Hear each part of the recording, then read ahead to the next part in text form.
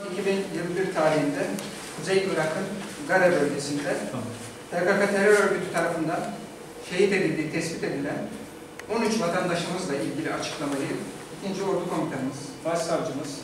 İl Jandarma Komutanımız ve İl Emniyet Müdürümüzle birlikte burada yapıyoruz. 2015 ve 2016 yıllarında PKK terör örgütü tarafından kaçırılarak yaklaşık 6 yıldır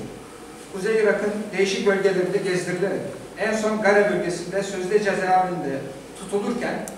şehit edilen evlatlarımızdan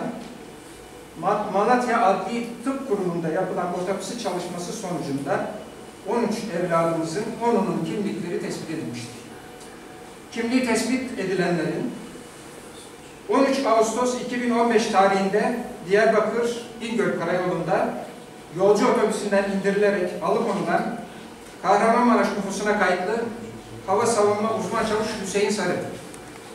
28 Temmuz 2015 tarihinde izinli gittiği Erzurum ilinden ailesiyle birlikte dönerken Diyarbakır Lice Bingöl yol ayrımında alıkonulan Mersin nüfusuna kayıtlı Şanlıurfa İl Emniyet Müdürlüğü'nde görevli polis memuru